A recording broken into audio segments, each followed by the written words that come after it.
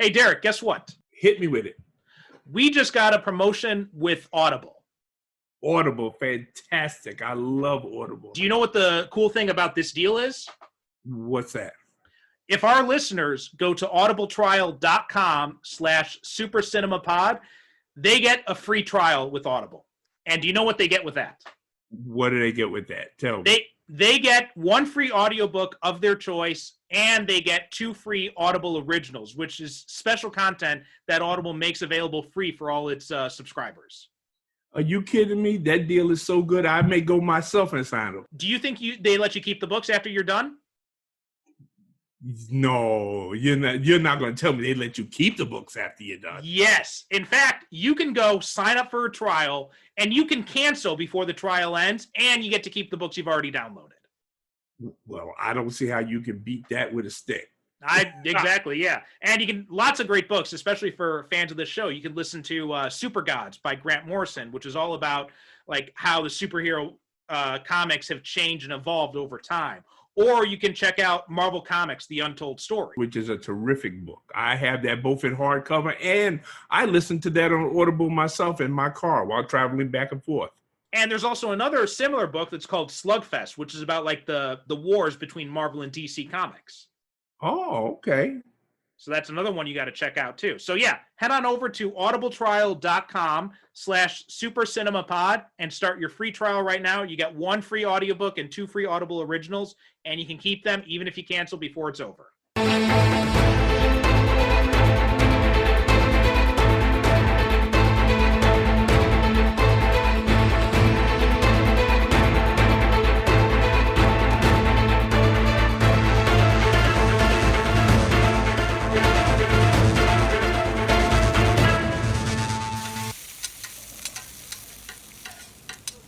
Kid, I could see things. Things humans aren't supposed to see. Things you shouldn't have to see.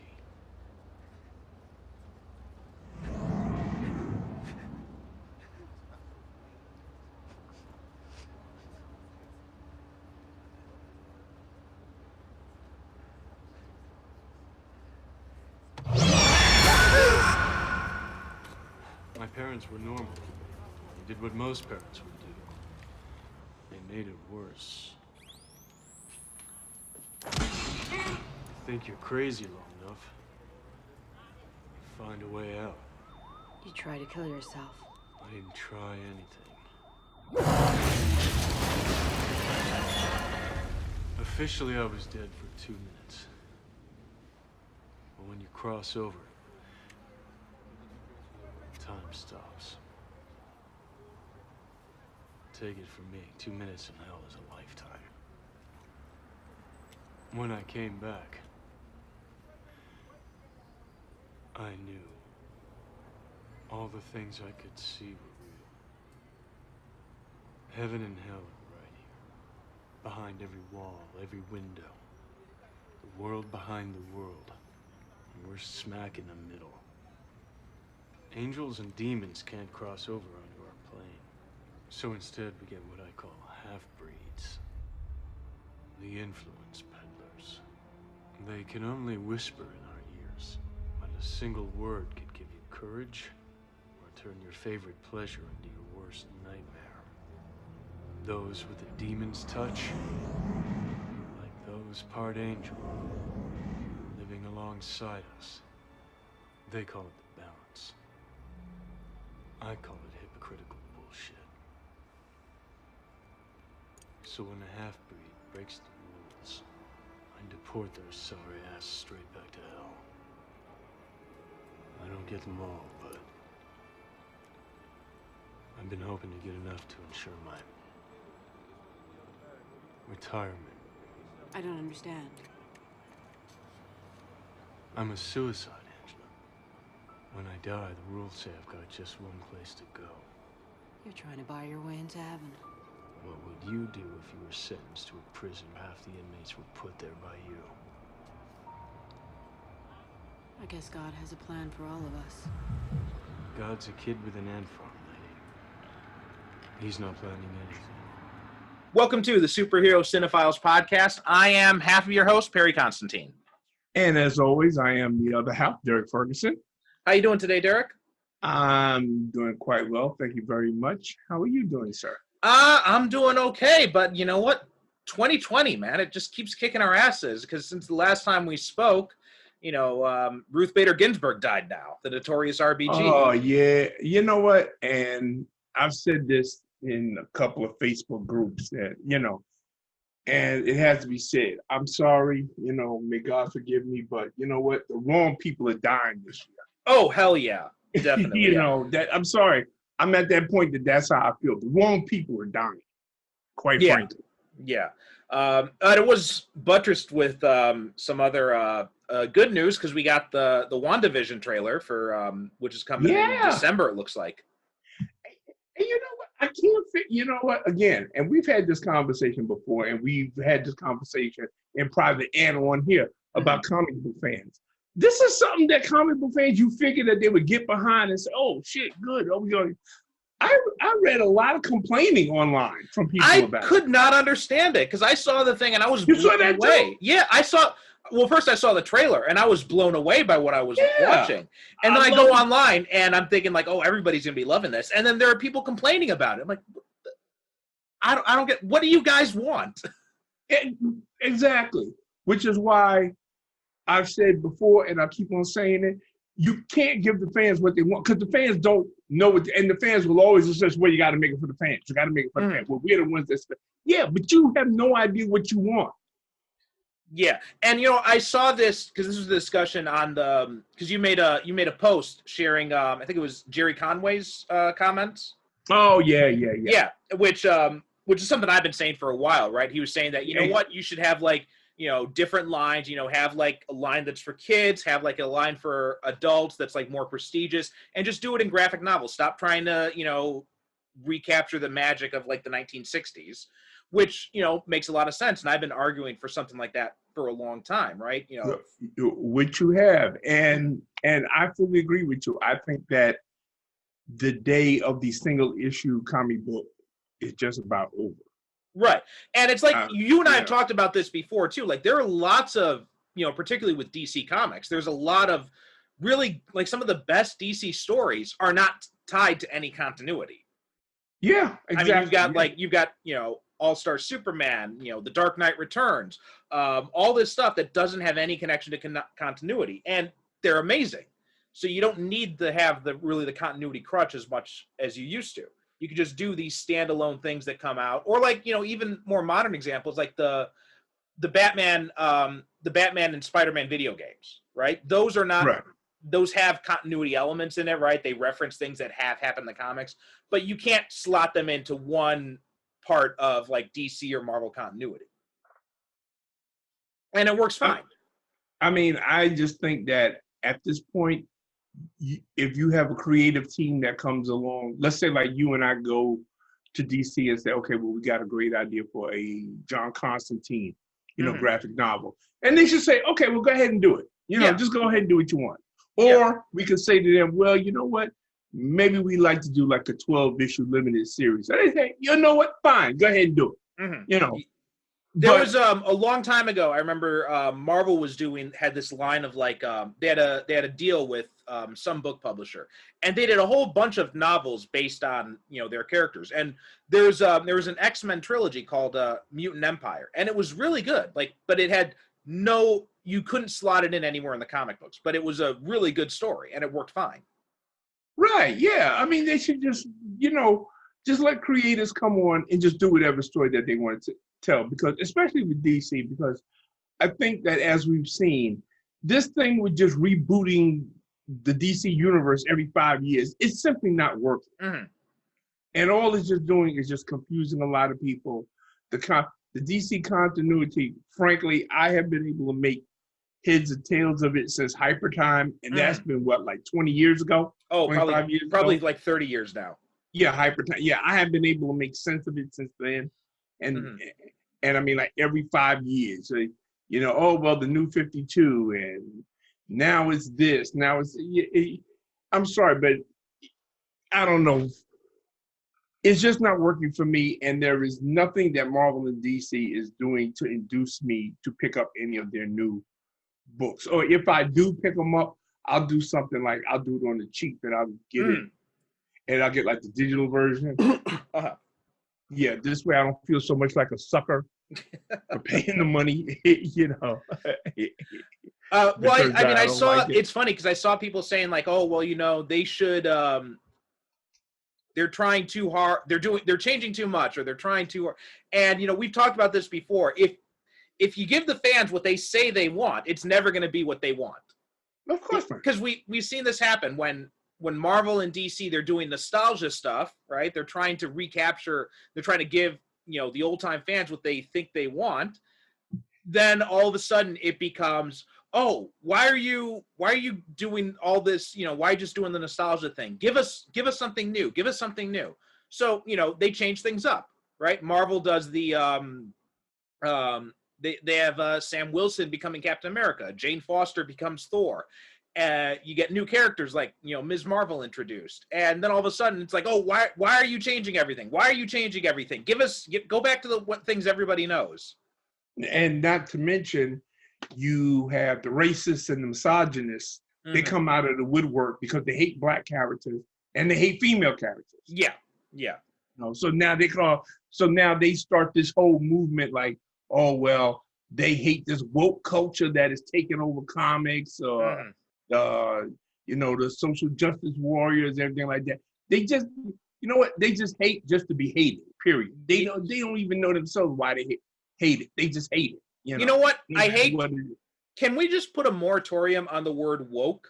Because yes. Please. It's like everybody who uses it is an asshole. I mean, two words that I don't. Well, actually, it's three words. I don't want to hear woke anymore, and I don't want to hear toxic masculinity anymore. Mm-hmm. The woke thing, because it's either people who are patting themselves on the back for being woke, or it's people who are using it as an excuse to be racist and sexist. Yeah. I mean, unfortunately, it's one of those phrases that got picked up by everybody, and as a consequence, it got beaten to death so much that now it means nothing, which is a shame, because, you know, it did mean something at one time, but of course, like so many other things that the internet gets hold of, you know, it just beats it to death. It beats it into the ground, into submission, and now the word itself to me is toxic, you know. Yeah. So as soon as somebody tells me that they're woke, I run the other way. Quite frankly, I do. I run the other way. Okay, goodbye. Mm-hmm. Yeah. All right. Well, which is very funny, because just the other what was it, last weekend, Patricia and I watched this TV series on Hulu that's called Woke. Oh, really?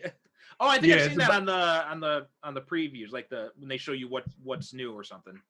It's about a black cartoonist, and one day he's putting up flyers because he's got like this comic strip that's about to break into the big time, where it's supposed to go into syndication, and he's talking to animators and stuff like that, and he gets jumped by the cops because, of course, he quote unquote fits the description of a guy that they're looking for, and as a result, he's traumatized, so that now he's thinking that inanimate objects are talking to him, and they're voiced by famous comedians like Eddie Griffin, you know.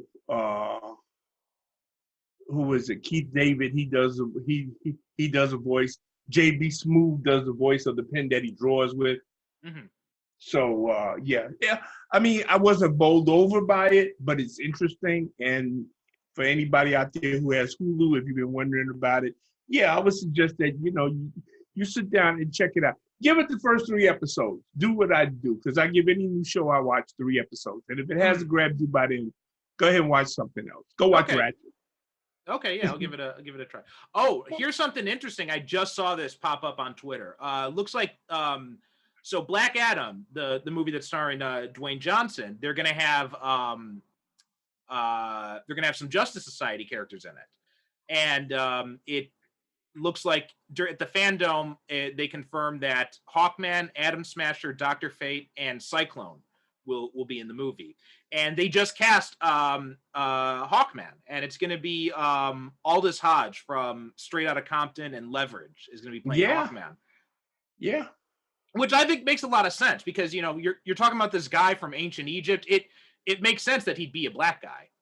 Well, yeah, I mean, we've been indoctrinated so much by films and TV that, you know, okay, well, the Egyptians were white people that, you know, with some people, I'm sure that we're going to hear again from like the people that we were just talking about. They're going to say, oh, see, here we go with this politically correct shit shoved down our throat. Well, it's not politically correct. No, it's historically accurate. Yeah, it's historically accurate. Egyptians were not white people. I'm sorry. You know, listen, don't yell at me. You know, pick up a history book once in a while. Yeah. You know, do your research. Yeah, yeah. And there's also, so I don't know if this is confirmed yet, but apparently the rumor is that Henry Cavill is going to be signing on to do 3 more movies for Warner Brothers, you know, as Superman. Yeah, I read that a couple of days ago. They're not going to be, some people, of course, didn't read the actual article, you know, which to me, you know what, I'm just going to stop posting shit on Facebook because it doesn't make any sense to post articles because people never read the articles anyway. They thought, some people thought that this was 3 new Superman movies. No, he will be appearing as Superman in other movies that they're making. That's what it is. And even that hasn't been confirmed either. No, it hasn't been confirmed. You know what? Nothing has. Okay, we're having so many rumors thrown around at us these days.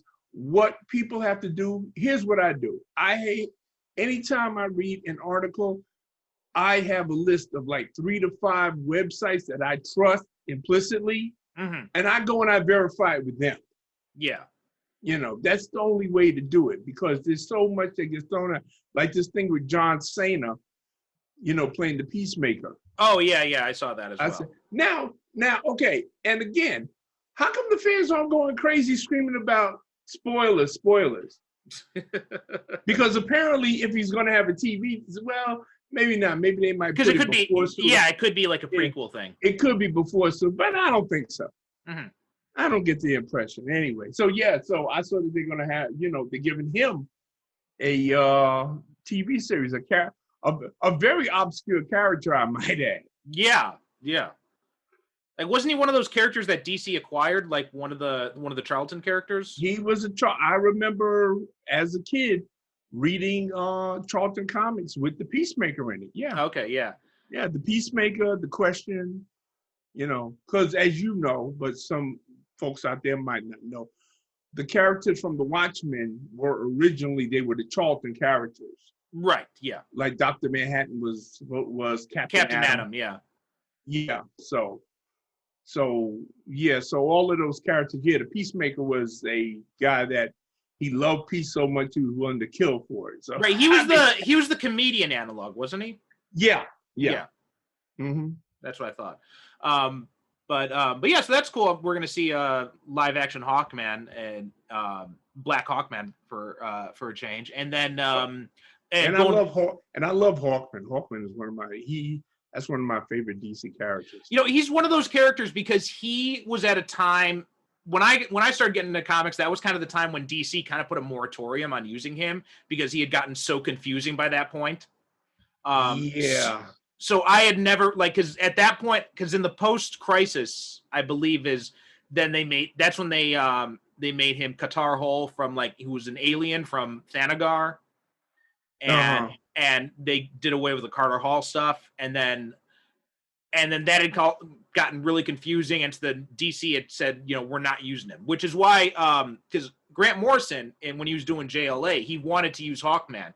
But DC said, no, we're not using Hawkman. So then he created Zariel instead, the angel character. Because I think what happened was that was around the time Tim Truman got a hold of Hawkman. And he made Carter Hall. He was actually a criminal who took the identity of Carter Hall. And Thanagar was turned into like this very warlike race that went around conquering other guys, you know. Yeah. It was like a really, and then they brought in the whole reincarnation thing, and then they gave him the power that, uh, what was it? The wings were actual wings that could shrink in his body, and everything. It was all kinds of crazy Yeah, stuff they yeah. was doing with him. And yeah, it was all kinds of crazy stuff they was Yeah, doing with and him. then eventually, I think it was when Jeff Johns came on, he was able to finally like straighten out all the Hawkman stuff and make it make sense in some way. Yeah, because he was a character talking about rebooting, that they like rebooted him and his origin like 5 or 6 times trying to In get fact, unless I'm mistaken, they even rebooted. He was like the first character that the New 52 rebooted, because the first series I think was done by, unless I'm mistaken, I think it was written by Rob Liefeld and everybody hated it. And then after that, they like threw it all out and they redid the whole thing. Yeah, it was. You know what? Hawkman is a perfect case of them overthinking. Yeah. The character, because when he was first introduced, he was a pretty simple character to get a hold of. He was a space cop coming to Earth to study our police methods. Well, wasn't that was the post-crisis version? Yeah, I'm talking about, Hawkman like he was like back in the 60s and 70s. I thought that was the 80s and 90s version. Wasn't the 60s and 70s one? Wasn't that one the one that was that had the ancient Egyptian ties? No, you're thinking of the Earth 2 version of Hawkman. You see, there's so many goddamn versions of this character. Yeah, I don't even know what we're talking about anymore. Yeah, that was the Earth 2 version was the reincarnation of an Egyptian prince. Okay, all right. And that was the original one then, right? Because that was from okay. Right, that was the original Hawkman. Mm-hmm. Then in the 60s, he was revamped and had a more science fiction type of origin, where him and his wife, they came from the planet Thanagar, and they were police officers on their world, and they came. Don't ask me why, since they have space travel and all these advanced weapons, they came to Earth to study our police methods. But that's, that was their story, and they were sticking to it. So anyway, and so they came to Earth, and because they were chasing a villain that came. What was the guy? What was that guy's name? The Shadow Thief.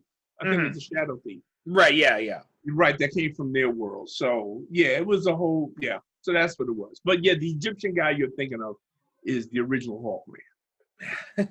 You know what? I liked how they did it in Legends. It was just very simple. It was easy to understand. Yeah, and you shouldn't have to have a college degree just to be able to sit down and read a damn comic book. I've got a master's degree and I'm confused, so that's not even going to help you. I've been reading comic books since I was knee-high to a knee. I remember when they were 15 cents, man. Mm-hmm. That's how old I am. And if you ask me to explain the continuity of some comic book characters now, you put a gun to my head, I'd tell you to pull the trigger, because I couldn't do it.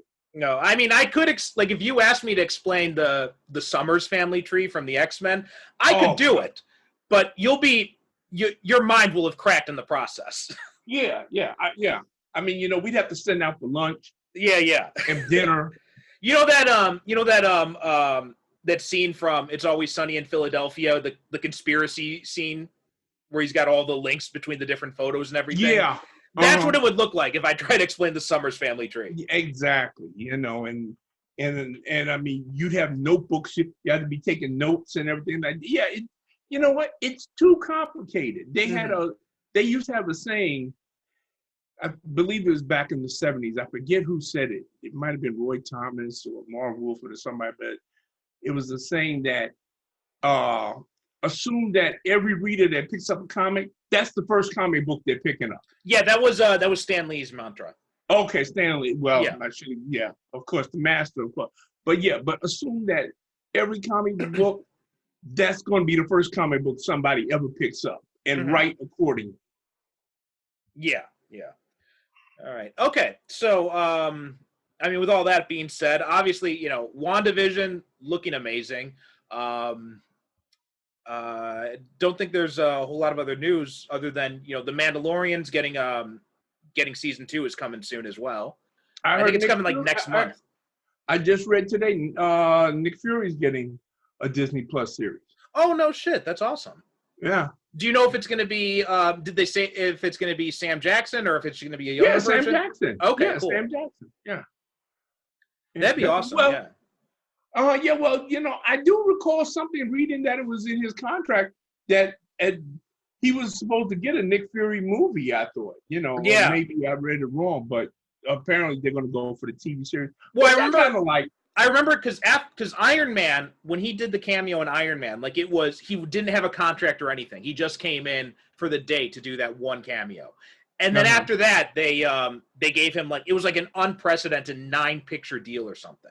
Right. But it wasn't necessarily that a Nick Fury movie was guaranteed. It was just for his appearances in the MCU in general. But yeah, I'm just looking at the article now. I mean, it's still not completely confirmed because it says Variety has learned exclusively from sources, but Variety tends to be a lot more reliable than a lot of these, these internet rags. Yeah, Variety is one of the sources I go to confirm. Like if I read something and God forbid, I'm reading it in the first place. Mm-hmm. If I read something, we got this covered. Yeah. I say, oh, no, bullshit. Until I see it verified in something like Deadline or, Variety or, Collider. Mm-hmm. One of those guys, who are far more reliable. Yeah. Looks like Kyle Bradstreet is attached to write and executive produce. I don't know much about Bradstreet, but he did Mr. Robot. Oh, okay. I saw a few episodes of Mr. Robot, and that was pretty cool. But yeah, that'd be awesome. My wife loved that show. I couldn't figure that thing out to save my life. She would always say, "Oh, come watch it with me." I said, "No, I can't. That show makes my head hurt." That'll be cool. I hope they, I would love to see go back to the Steranko stuff where Nick Fury's, actually going on missions and stuff, and we get to see get him demoted or something from Shield director so he can actually mix it up a little bit. Well, hopefully, I would hope that they have the good sense to go back and actually, like you said, show us some missions, bring Coulson back, mm-hmm. Melinda May. Oh yeah. Because now Agents of Shield is it's over now, right? Yeah. Agents of Shield is. So yeah, that'd be a great way to bring both of them back. Or also, you had Adrian Palicki. She played Mockingbird on the show. Yeah. I think she's still busy with whatchamacallit now. Although I keep hearing rumors that it's been canceled. The Orville. Oh, really? Oh, that's right. She's on that. I completely forgot about that show. Yeah. I mean, I know it moved from Fox to Hulu. There was some kind of brouhaha. Well, that's probably because the Disney bought out Fox's assets. Yeah. Okay, so I gotta catch up on that show then because I haven't watched it in a minute. It's pretty good. You know what? For a show that started out as basically being Star Trek: The Next Generation fan fiction, mm-hmm. it over time it developed into a pretty damn good show where it's more Star Trek than some other Star Trek shows. Yeah. I think I saw all of the first season. I really liked it, and I just I got behind because I was watching it back when it was airing on Hulu, but they only have the most recent 5 episodes, and I had missed a few, so they had gone off the service, and I was just gonna wait until they all come up for the full season, and I just never got around to it. But I did like what happened. I saw. See, and then what happened was that what's his name? McFarlane. He got a lot of people working behind the scenes, writers, technical people, a lot of actors who had been on Star Trek were coming on the show and everything like that. And I said to myself, you know what? If I was Paramount, I would just say, you know what? Retool your show and we'll put this officially in the Star Trek. Because it is Star Trek, and he does get Star Trek. Mm-hmm. Yeah. He does get it. He understands Star Trek. He understands because most of those episodes could have been done as, the Next Generation episodes, with just a little tweaking here and there. Right. It seems like it's a much more laid back version of Next Generation is kind of the feel I got from it. Yeah, yeah. And I mean, they did do like a lot of comedy in the first season, but I think that they did that because, McFarlane, he figured that people, they expected it of him. Yeah. But once you got to the second season, stuff like that, there were shows didn't have any comedy in it at all. They were just straight science fiction, action, adventure. Mm-hmm. Yeah. Yeah. Anyway, so you had actually hinted at this earlier today about what we're talking about today, and that is the 2005 Constantine, starring Keanu Reeves. And this was an interesting movie because obviously anyone who knows anything about John Constantine knows that Keanu Reeves looks nothing like the character. I mean, he's, John Constantine, he's from Liverpool. He's this, he was drawn to look like Sting because Alan Moore asked his artist, who's it who worked on it with him? Just double checking here. Yeah, he was created by Alan Moore. Created him for Swamp Thing, and it was Rick. Oh, there was a bunch of people who created. Alan Moore, Steve Bissett, Rick Veitch, and John Totalbaum are all credited as creators. And wow. And apparently, yeah, one of them had said like, "Oh, well, let's, we want him to look like Sting." And so they're like, "Okay, well, yeah." Alan Moore created the character after artist Bissett and Totalbaum, who were fans of the Police, expressed a desire to draw a character who looked like Sting. So they decided. Yeah, go ahead. No, I was saying, did they? Because I know that, for instance, in the Ultimates, they went to Sam Jackson and asked him. They said, "Well, we want to draw Nick Fury, to look like you." And he said, "Yeah, sure, go for it." Did they go to? Did they actually go to Sting and say, "Well, listen, do you mind if we draw this guy to look like you?" Or they just said, "Down, screw it, we'll do it." If he complains. No, they didn't. They didn't ask him, and it was just kind of one of those things. It was like kind of like this open secret, like they had had never really talked about it. But Sting had known about it, and he eventually he wrote. I think they even approached him at one time about playing the character, and they wrote, and he wrote like an introduction to one of the Hellblazer hardcovers or trade paperbacks or something like that. Oh, that was decent of him. Yeah. So there was never like any sort of. I think it was one of those things where he looked just enough like Sting, but it wasn't like completely that they could get away with it. Yeah. And but yeah, so that was the thing about him. And it's funny, Alan Moore, plus you got to be careful what Alan Moore says, because he's he's a bit he's not like Frank Miller crazy, but he does a little bit loopy. Yeah. But he has claimed that he has seen John Constantine in person. I've heard that. Yeah. He said he was in Westminster, and this was is that right after they had introduced the character, and he was sitting in a sandwich bar, and then up the stairs comes John Constantine. He's wearing the trench coat, the same haircut. He looked exactly like Sting. Looked exactly like not like Sting, but like John Constantine. He says he looked at me, stared me straight in the eyes, smiled, nodded, and then just walked off around the corner to the other part of the snack bar. And then Moore said, "I sat there and thought, should I go around that corner and see if he's really there, or should I just eat my sandwich and leave? I opted for the latter. I thought it was the safest." Okay. And then he also says that in another place, he said this was a part of a performance art piece. He steps out of the dark and he speaks to me. He whispers, "I'll tell you the ultimate secret of magic. Any cunt could do it." But yeah, so he was and John Constantine, like he's one of those characters that I don't what is your experience with this character? Do you know much about him from the comics? Listen, this is a character I really don't know a whole lot about. I've read a couple of issues of the comic book, but I never really connected with the character like a lot of people have. Like he has what you call a really rabid, strong following. I mean, Yeah. people really love John Constantine. You know, Yes.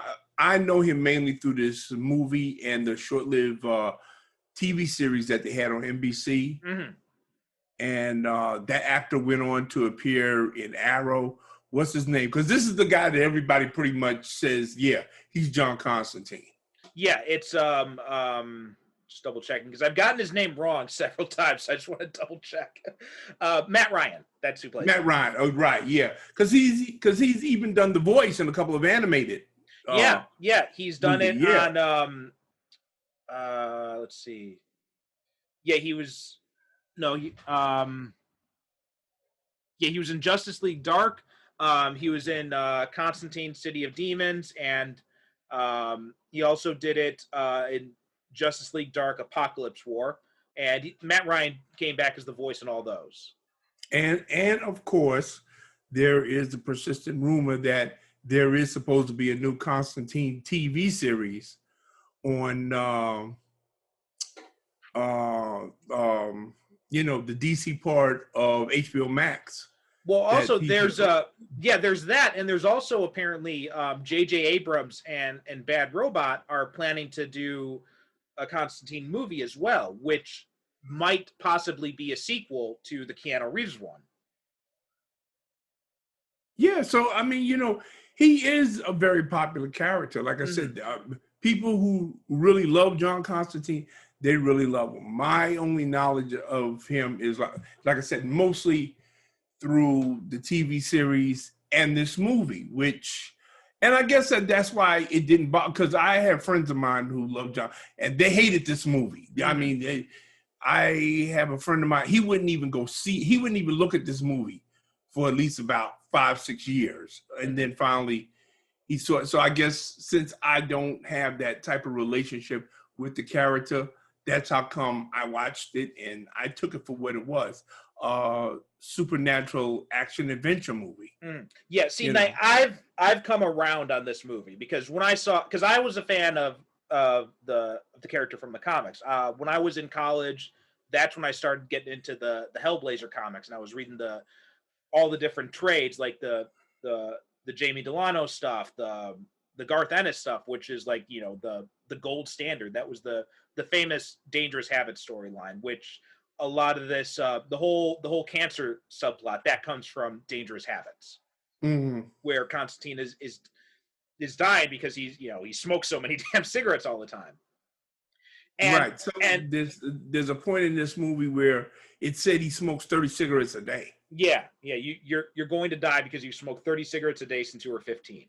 And he's an interesting character in the DC universe because he was introduced in Swamp Thing and he was part of the main DCU, but then eventually he was kind of shifted into his own kind of reality where they had some characters who appeared, like Swamp Thing appeared occasionally, Zatanna appeared occasionally, although never in her fishnet costume, just like in regular street clothes.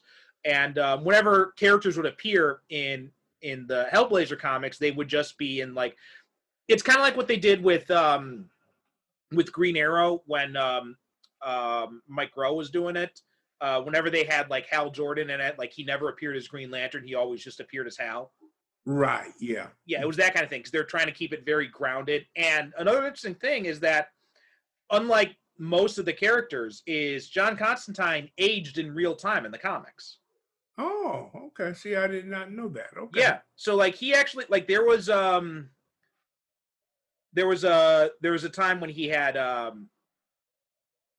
in like they had one issue his 35th birthday, and then 5 years later they had another issue talking about his 40th birthday. So yeah, he aged in real time. Well, okay. Well, John, first of all, he's a human guy. I mean, he doesn't have any superpowers, or anything like that. All of his thing is that it's his knowledge of the occult and the supernatural, right? Yeah. I mean, he knows how to do spells and stuff like that, but he's not like Doctor Strange, where he's No, he's like he's a working class magician, basically. Right. Yeah. Yeah, it's very much like this, and that's very much tied to the character's creation, right? It's like this from this very blue collar area of England and all that. But yeah, he's a great character, and he's a lot of fun to read about. So, and just completely different from Keanu Reeves. So when I saw the Keanu Reeves movie, I fucking hated this movie. I mean, I just hated it. In fact, did I ever tell you the story how I kind of predicted John Wick? No. Okay, so when this movie came out, I was in college, and I had my own movie review column in the student newspaper. Okay. So I reviewed this movie, and I gave it like this really bad review. Like I just like, eviscerated it. And then not too long after that, we were doing an April Fool's issue where we kind of write like joke articles. So I wrote this article where a pissed off Keanu Reeves had read my review, and he comes out to like revenge kill me and my whole family. Did he succeed? Yeah. I was writing under a pseudonym, so it was like the title was like Keanu Reeves kills movie reviewer or something like that. No, you didn't put your own name on it. No. I put a fake name on it. You wussed out. No, that was the point, because how could I be writing an article about my own murder? Why not? Well, because I mean, it wasn't like any clever student. It was just my name backwards. Oh, okay. All right. Well, it was an obvious joke. Then. Yeah. It was an April Fool's issue. It was an obvious joke. Oh. Yeah. Oh, okay. Yeah. Yeah. So I wrote this article that basically predicted that Keanu Reeves would one day play a revenge killer. But it's very interesting, and I like what you said about how when you first saw this, you hated it. Mm-hmm. Because in my what I laughingly call research before we do these things, I came across a curious fact that apparently a lot of John Constantine fans who hated this movie when it first came out, they've kind of turned around and they've actually come to embrace it. Actually, yeah, that's what happened to me. Oh, okay, cool. So elaborate. Why do you now embrace a movie that you freely admitted that you hated at one time? I don't know. It was like 5 or 10 years ago or something like that. And it was on, I can't remember how I had watched it again, but someone had been saying like, no, you gotta watch it again. So I gave it another chance. And as I'm rewatching it, I'm like, oh, I'm going to hate this. And I'm just like, you know what? This is actually not bad. This is actually pretty good. And it was just like, having all that time to like get over the fact that, they had butchered one of my favorite characters. I was able to, just kind of sit back and just enjoy it for what it is. Like, as a John Constantine movie, it's terrible. Like, it is just a terrible adaptation of that character. This is not that John Constantine at all. But as a movie in general, it's pretty damn good. Yeah. Like I said, if you just take it just as a supernatural action adventure movie, it's pretty daggone good. And I watched it last night, and again I watched it again today because I hadn't seen it in like such a long time. Mm-hmm. And I was really amazed not amazed, but there was a lot of things that was going on in this movie that I said, you know what, I really appreciate it about it. And the whole thing that, okay, you get the feeling that there is a whole other world out there supporting this community of wizards and angels and demons and everything like that. There's not a lot that's explained, but there's a lot that's implied, and we pick it up like in the beginning. I love how John Constantine, he comes in and he exorcises the demon from the girl. Now, The thing I like about this, how usually you will get that thing in these supernatural movies where the exorcist, he'll come in, exorcist, oh, you're crazy. Demons don't exist. These people know John Constantine. They know this world exists. And when he tells them to do something, they do it. Like he says, oh, go get the mirror. They just go get the mirror and bring it. Yeah. And, so, I mean, they know who he is and they know what he's about. And I like it just in that scene. it implies and lets you know, yeah, there's a larger world that's going on here, and he's known in this world.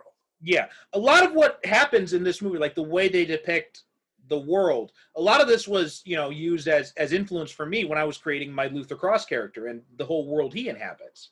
Funny you should say that, because I was watching this movie, and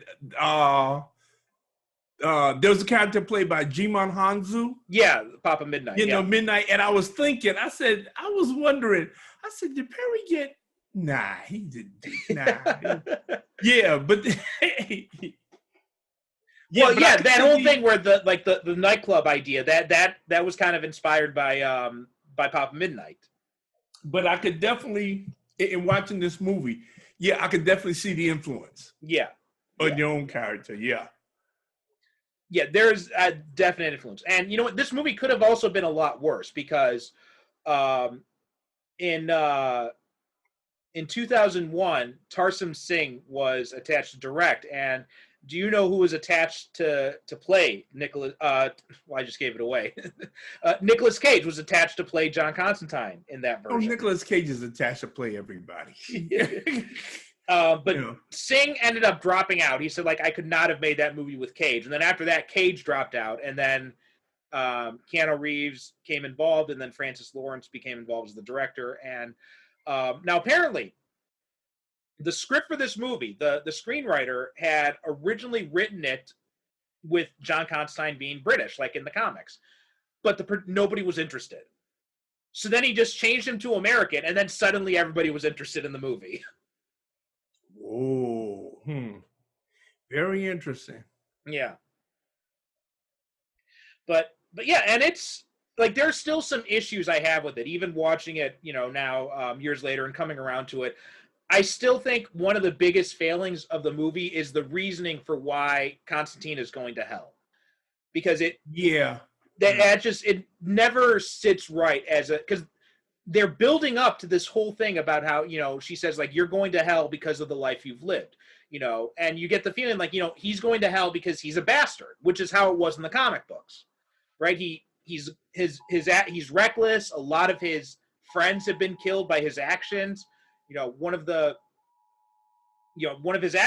first him and his friends when they were younger, they were dabbling in magic, and he ended up getting a little girl dragged down to hell, basically, and that's why his soul is destined for hell. But in this, they build up to all that, and then he's explaining to Angela, played by Rachel Weisz, that I'm going to hell because I committed suicide when I was a teenager because I was because I couldn't stand seeing all the visions of demons. Yeah, that's pretty much a plot device so that we get the scene where he proves he's not such a bad guy and he redeems himself. But I kind of prefer the way that you just said that.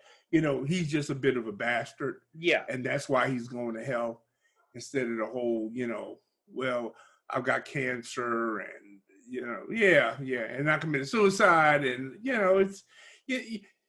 okay, to me, there's a lot of stuff in there that's thrown in there that we really actually didn't need. Although I must say that I did like the cigarette smoking thing because Keanu Reeves is the only actor in the world who can use a cigarette lighter as a prop so successfully. I'll do you one better. George Clooney in Out of Sight. Oh, okay. I've never seen Out of Sight. You've never seen Out of Sight with George Clooney and Jennifer Lopez? Believe it or not, there's a lot of movies I haven't seen. I'm amazed you haven't seen Out of Sight because that was based on the Elmore Leonard novel. Yeah, but you know what? I'm not that much of a Jennifer Lopez fan. Oh, you got to see Out of Sight. She's good in that. Yeah. The only reason that I would want to watch it is because I know that the character Michael Keaton plays in there is the same one from Jackie Brown. Yeah, Ray Nicolette. Yeah, that's your homework assignment for this weekend. You got to watch Out of Sight. Trust me, you will like it. Yes, sir. I will watch it this weekend. Yeah, I've never seen it. Never seen it. Yeah, it's great. It's got George Clooney. It's just like Ed is George Clooneyist, and then you got Don Cheadle in there, who plays a really awesome character as well. Plus, it's directed by Steven Soderbergh. Oh, okay. And for you Jennifer Lopez fans out there, listen, I got nothing against Jennifer Lopez. Really, it's just that her music and her acting really, There's really, only a few things I've liked her in. I've liked her. Yeah. I liked her in Out of Sight, and I liked her in The Cell. Surprisingly, yeah, I liked her in The Cell. yeah. And there was a movie that she made with Jack Nicholson and Michael Caine. It was like a Hitchcockian type of suspense thriller. Oh, no, that wasn't it. That was something different. They were like rival wine merchants or something like that. And okay. And she was in the middle of it. Yeah, there's been a couple of things that she's been in that I like, but usually that's because of other things. Like I didn't like The Cell just because Jennifer Lopez was in it. Like, you know what else? I also liked her in U-Turn. Never seen U-Turn. U-Turn. That was like this kind of like neo-noir film. Oliver Stone directed it and had like Sean Penn and Billy Bob Thornton. Oh yeah, I've heard of it. Yeah, Yeah, but I've never seen it. That was a pretty good movie too. And what was it? Was it last year or the year before? Patricia and I were watching. She had a TV series that was on briefly. It only lasted like 2 or 3 seasons. I think that she finally, like the stress of doing a TV series got too much for her. Seeing Good Trouble, World Dance, Shades of Blue. There's a few bunch of stuff. Shades of Blue. That was the Shades of TV Blue series. Yeah. Okay, yeah, 36 episodes. Yeah. Yeah, that was pretty good. Okay. I think I heard about this show. I don't never watched it. As a matter of fact, one day me and Patricia, we were driving home and they were filming an episode right down the block from us. They did a lot of locations. Yeah, did a lot of location shooting here, right in Brooklyn. Yeah. But yeah, taking it back to this movie, that whole suicide thing, it just felt like they're trying too much to force Catholic dogma on the movie, which is kind of weird because this movie goes so against traditional religious dogma that I didn't really understand why they were trying to force that one point. It just seemed like the producers were getting cold feet about making their hero a bastard who's going to hell. So they had to find some loophole. They had that really weird scene, and the statue in it was such a prevailing element in that scene. I thought it was going to be used in there some kind of way when they're on the street and all the lights start going out and the demons, they attack them. And John Constantine, he wraps that rag or something like that. He wraps it around his hand and he sets it ablaze, and it's a light that comes and it kills all the demons.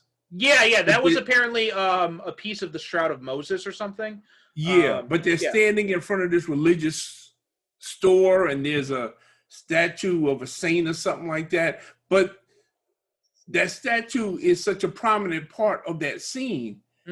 Visually, I thought it was going to be incorporated into it some way, and I just thought it was kind of weird. It threw me. I said, "Well, why you make such a big deal about the statue if you're not going to use it?" Yeah, so I get what you mean. Yeah, there's they stray into like, I don't know. They seem to want to have it both ways. They want you to have the Catholic stuff like be right in your face, and then like they pull away sometimes, and they like completely forget about it, and they bring in other stuff. Yeah, so I get what you mean. Yeah, and the character is also, just in general, the character of John Constantine that reminded me that he's been influenced. He's influenced so many other characters too. Like I mentioned, he was an influence in my character, but also, even in Supernatural, right? When you look at Castiel, the angel in Supernatural, his look, like he dresses just like John Constantine, and and that was inspired by John Constantine. And there are a few other ones, like in the Marvel Universe, Doctor Strange and Hellstorm are talking in a bar, and Hellstorm talks about like his associate, who describes his associate, a Brit who smokes like a fiend. So he's been referenced in all these other different things as well. Also, obviously there's Warren Ellis has created lots of other characters. There's like Pete Wisdom over in Marvel Comics is very much like a John Constantine if he was a mutant, basically. Oh, right. Yeah, exactly. I've heard him. That's exactly how I've heard him described as being. If John Constantine was a mutant, yeah, he'd be Pete Wisdom. And it's weird that they went with they had to force that suicide route, because Keanu Reeves doesn't play Constantine as a nice guy. Like, to his credit, he plays him as a bastard. No, he doesn't. He does not play him as a nice guy at all. And can I just say here, just for the record, that I like Keanu Reeves. Yeah. I do. I have never understood the hate for him. We've discussed this before in the last episode. I think we were talking about it briefly. Right, yeah. I've never understood the hatred for Keanu Reeves because, first of all, he never seems to me to be a guy that's phoning it in. He comes in and does what he does. No, he's no Laurence Olivier, not by any stretch of the imagination. But he comes in and he sells you, or whatever character he's playing, he sells that character. I think a big problem is just like a lot of these kind of low budget, these not low budget, but just like these kind of like, what's the word I'm looking for? Like, I don't want to say subpar, but like nothing really special about a lot of these movies he did in the 90s. Like, he did, Point Break was awesome. Bill and Ted movies were awesome, but then he did like, Dracula, which, was kind of like meh. Speed, which is fun, but isn't really anything that special. Johnny Mnemonic, Chain Reaction. And just all these little movies that didn't really hit at all. Like there's nothing really special about them.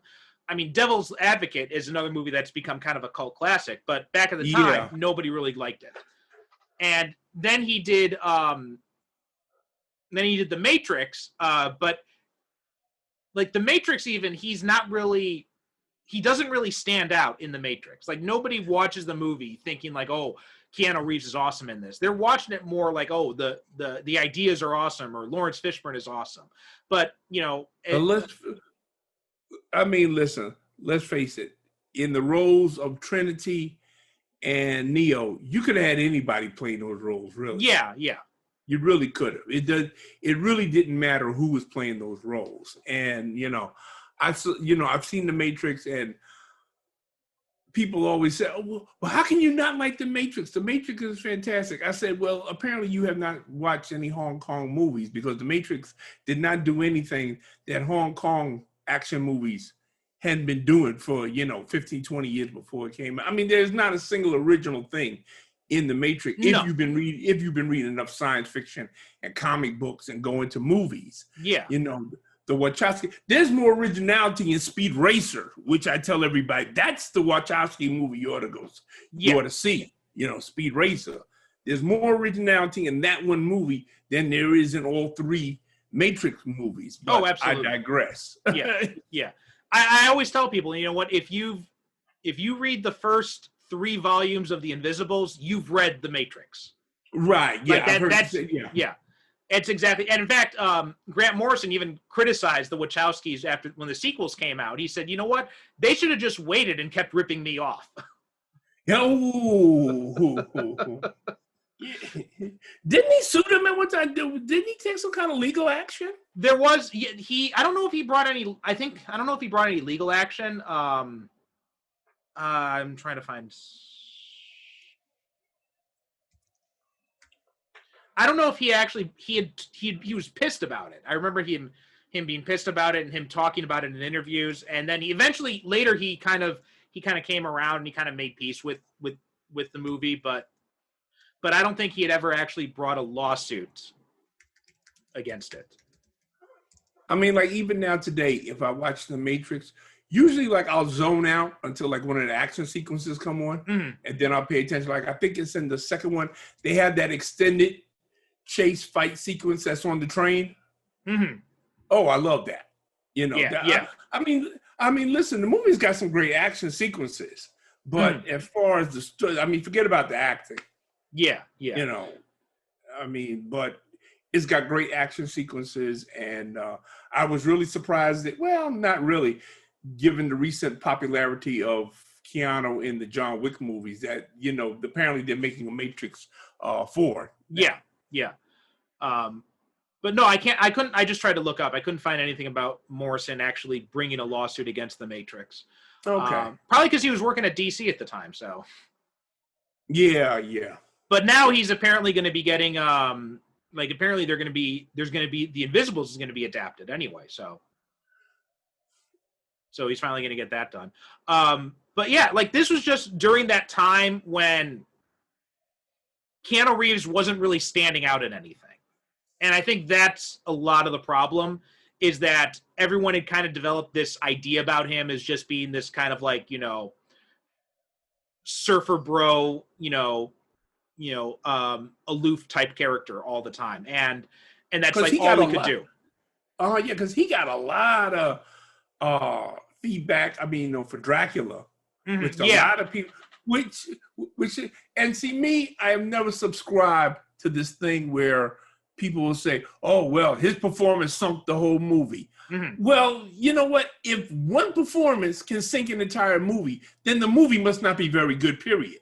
Yeah, and plus, when you're a young actor and you're going up against Gary Oldman, like that's going to create that's going to create a bit of a difference there. Yeah. I mean, plus also, Reeves also he cannot do accents. Like he couldn't do it in Dracula. He couldn't do the English accent in Dracula. He couldn't do it. He couldn't do the Southern accent in Devil's Advocate. So they were actually, it was smart that they didn't try to make him British in this, because he would not have been able to pull that accent off. Well, yeah, exactly. That's what I figured. That, you know what, he said, you know what, I'll just be American.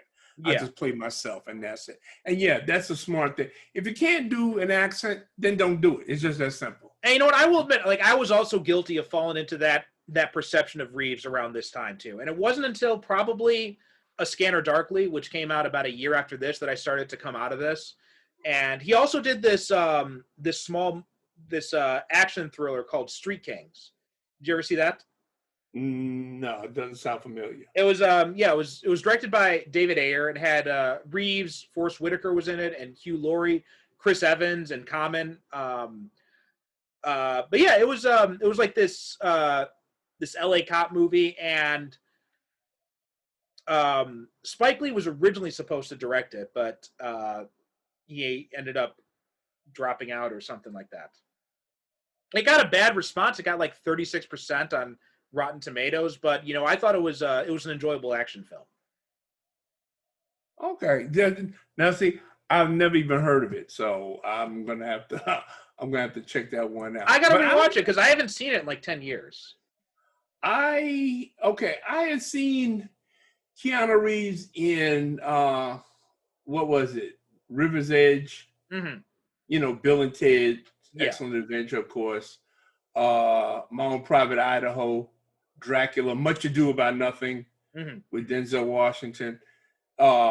Speed, of course. Speed, Johnny Mnemonic, which I actually liked a lot. I like that. I don't think I really became like a fan of his until I saw him, like you said, in A Scanner Darkly, and he did like a romance movie called The Lake House. Right, yeah. That my wife dragged me to, but however, I ended up enjoying it because it had this time travel plot in it that, the trailers didn't give away. And finally, I saw a trailer that did not give away the plot of the movie. So there was a time travel element to that movie that made me sit up and pay more attention to it. But yeah, I really didn't get into Keanu Reeves and became like a fan of his until A Scanner Darkly, like you. Yeah. Yeah. Also, he directed The Man of Tai Chi.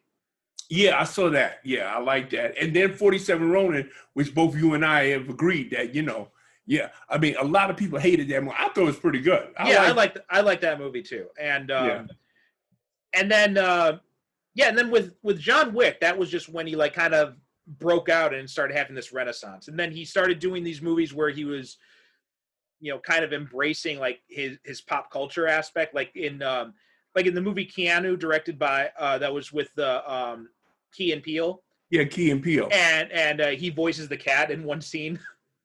Yeah. And then he was also, and then I mentioned him being in Always Be My Maybe, where he plays like this really hilarious version of himself. Well, again, like I said in the last episode, from everything I've read and I've heard, that Keanu Reeves is pretty much a down-to-earth guy, and he doesn't take this whole Hollywood acting thing too seriously. He gives off the impression in his interview and stuff like that that he realizes he gets paid a shitload of money to basically just go and play pretend, and he understands that, and he lives his life accordingly. You know, so but he seems to be a genuinely nice guy. That's how I've always heard people, you know, describe him as, and I like the fact he doesn't take himself too seriously. Yeah. You know, I kind of like that aspect of it. So, yeah, like I said, I've never understood, you know, the hate. Apparently, a lot of people don't like him just because he's Keanu Reeves. But I really and I really liked him in this movie. I hadn't seen it for a while, but again, like I always say, I start out sitting there getting ready to take notes and everything like that, and about like 30 minutes into the movie, you know, I'm into the movie. I'm paying attention to the plot. You know, I'm saying, oh shit, this is pretty good. You know, and I'm actually watching it. Yeah, and he, like, a lot of people have, you know, talked about talking about his performance, and this was the period when he was doing kind of like the Neo thing all the time. But this is one of those movies where he wasn't. Like rewatching this, I was like, oh, wow, you know, he really is. You know, he's pretty good at being like this kind of cynical badass type of character. There's actually a performance here. Watch this, you know, especially in the scenes with Rachel Weisz and what's her name? You know, she plays the angel. Oh, Tilda Swinton. Yeah, Tilda Swinton. Yeah, you know, I mean, there's, you know, these are two different female actors, and he responds to them differently. Yeah. You know, it's not like he's playing the same note with everybody. Every character he meets in the movie and every character that he encounters, he does play different notes with them. Yeah. It's subtle, but if you're paying attention, is that he doesn't treat every character in this movie the same way. They are all on different levels in, you know, as far as his relationship with them goes. Yeah. He doesn't talk to anybody. He doesn't talk to Rachel Weisz the same way that he talks to, Midnight. He doesn't talk to Shia LaBeouf, may he burn in hell, Patooey, the same way that he talks to Tilda Swinton. Yeah. And it's, wait, you gotta toss something out there. You gotta go back with it. Well, what was that about Shia LaBeouf? May he burn in hell. Well, you're gonna hate. Did you see the post-credit scene in this movie? Yes, I did. You know, Shia. Okay, I know I said earlier that, you know, that if one performance can ruin a movie, then it must not be a good movie. But Shia LaBeouf does his best. Matter of fact, he's so bad that they actually forget his character is in this movie for long periods of time. Yeah. I mean, there are periods in this movie where he just disappeared. There's no explanation where he is or what he's doing. He's just out of the movie, you know, for which I was grateful, because when he was on screen, I would just say, oh man, is there some way that, you know, we could, I don't know, get rid of this guy or something like that. He brought nothing to the movie. He added nothing to the movie. Now, Shia LaBeouf is a guy that really, when I'm watching a movie that he's in, I honestly do cringe. I'm sorry. I mean, I've heard he's done some in recent years. I've heard he's done a lot of good work. I haven't seen any of it, so I don't know. But I've heard a lot of people say like the stuff he's done since has been really good. Like ever since his, the plagiarism comedy controversy thing that came out. Yeah. And then you know what I think happened to him? I think, okay, you notice how every once in a while Hollywood will fall in love with a certain actor or actress and put them in every movie that they can to try to convince us that we love that actress. Yeah. Or actor. That's what he went through. Because there was a period there, like, you couldn't turn around without going to the movies and seeing Shia LaBeouf. Oh no, he was in this. He was in the first 3 Transformers movies. He was in the Indiana Jones 4, and yeah, he was just in a ton of different stuff. He'd like had this. And I kind of get the feeling that he got kind of burnt out. I mean, behind that. Yeah. Because he went like kind of crazy there for a while. there was a period like he had this avant-garde period where I think he was like trying so hard to get away from the image that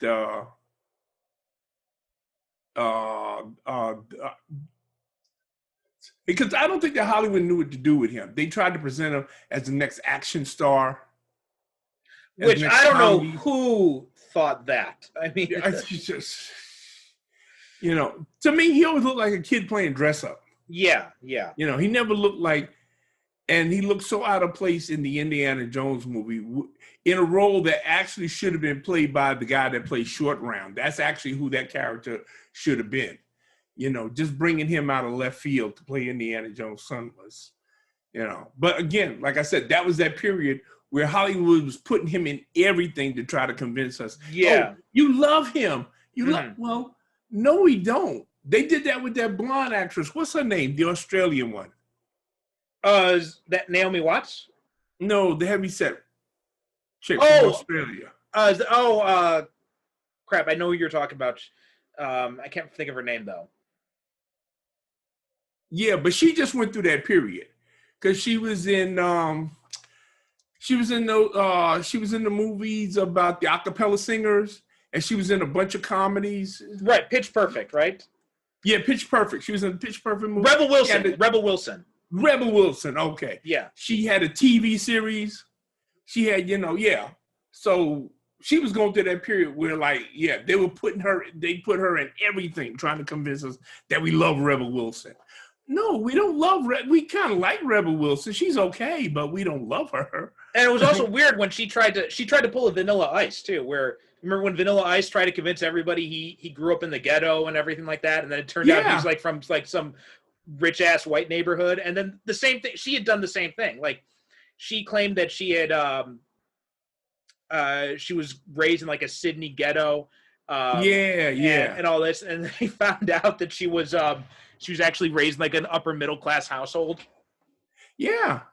And then it kind of surprised me when, because in the Pitch Perfect movie, she's supposed to be playing like a college student, and she's like in her 40s or something like that. Yeah. Is that she in the 40s? Yeah. I don't know.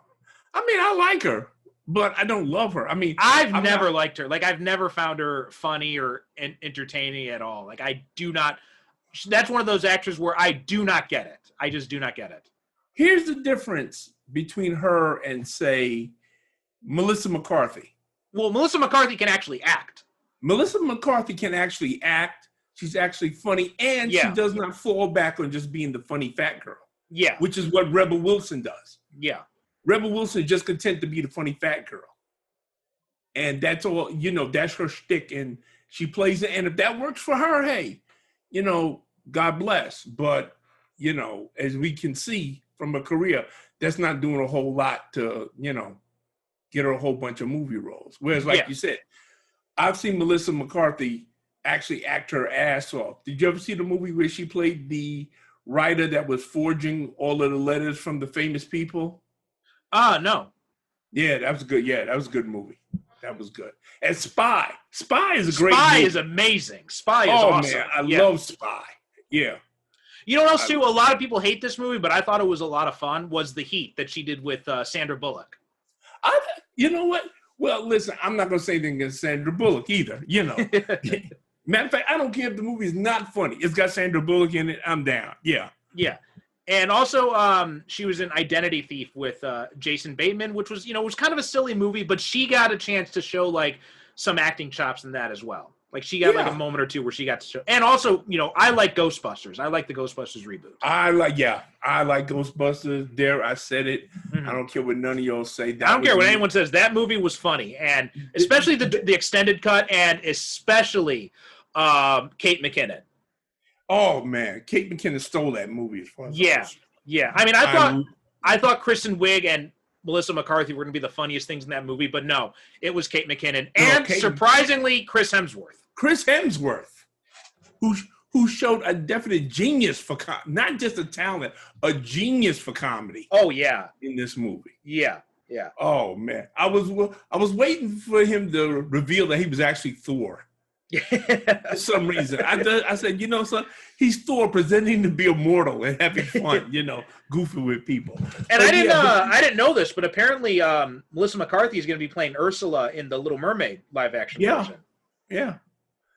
I mean, but that goes. But that was a movie that did not get a fair chance. No. Yeah. It didn't get a fair chance because apparently there's a lot of men out there that felt threatened. Yes.